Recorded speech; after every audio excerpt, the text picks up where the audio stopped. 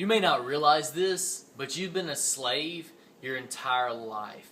If you're a Christian right now, you've become a slave to Christ. You are completely, wholeheartedly, 100% His, to do whatever He wants to, however He wants to use you. You don't have any say in the matter. As a Christian, you gave that over happily. And so we belong completely to Him, exclusively to Him. But before you met Jesus, you were still a slave. Romans 6, verse 17. Check out what it says. He says, "But thanks be to God that you who were once slaves of sin have become obedient from the heart to the standard of teaching to which you are committed." Before we met Jesus, before we committed our lives to Him, before we became His slaves, we were slaves to sin. Now, what kind of taskmaster is sin? Would you want to be the slave to sin? Of course not, because it's a horrible master. Psalm chapter 1, verse 1. Listen to how the psalmist describes sin as a master.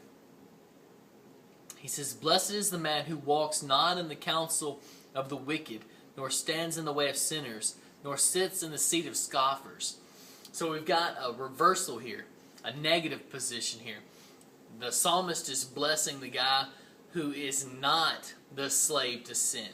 But if you turn it around, what does the slave of sin do? What kind of relationship does the slave have with sin? Is sin a kind taskmaster, or is it an evil, horrible, cruel master? Let's look at what the text says. He says, "Blessed is the man who walks not in the counsel of the wicked." And the idea in Hebrew there is kind of this idea of being surprised by sin. You went to a place and there was sin there, and you were tempted and you fell into the sin. You gave in, but you didn't go there with the purpose of sinning. You were there and were tempted and you fell, but it was a surprise. Notice what the second place goes. He says, nor stands in the way of sinners. This time the surprise is gone. You've gone back to that same place, knowing that the temptation is still there for the purpose of sinning. So sin's drawing you closer and closer to itself. It's getting a tighter and tighter grasp on you. He says in the third place that the blessed man doesn't sit in the seat of scoffers. Now the idea there in Hebrew is not only are you going back to the same place where the sin was for the purpose of sinning, now you're grabbing the person that you love the most, the people that are closest to you, your best friend, your wife, your girlfriend, your boyfriend, and you're taking them to that place to sin with you. So what kind of master is sin? Sin is the cruelest master, because not only does it divide our relationship between us and God, it throws up that wall between us and God, but it also throws up a wall and makes us hurt the people that we love the most. Turn to Isaiah 59, verses 1 and 2. Isaiah 59, verses 1 and 2. He says, "Behold, the Lord's hand is not shortened, that it cannot save, or his ear dull, that it cannot hear." The people in Isaiah's day were screaming, crying out for God to save them. And Isaiah says, listen guys, it's not that God's hand is too short, that it can't reach down and save you. It's not that He's not strong enough to reach down and pull you up. Those aren't the problems. It's not that He's deaf and that He can't hear you crying out. So what's the problem? Why won't He come save us? Verse 2.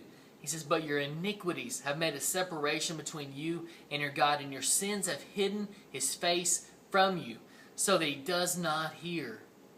That's why God's not saving the people in Isaiah's day, because their sin has thrown up a wall between them and God, and He cannot be a part of something like that. He cannot be a part of impurity. Sin has no spot in Him. And if we're sinful, we can't have a part inside of Christ, inside of God. So not only does sin make us hurt the people that we love the most by dragging them into sin with us, like Psalm 1:1 teaches us, but it also throws up this wall between us and God. Sin tarnishes, destroys, poisons the most intimate of our relationships. The relationships that we love and that we cherish the most, sin taints those relationships. That's the kind of taskmaster sin is. The master who crushes, who uses, who hates, who destroys, who poisons.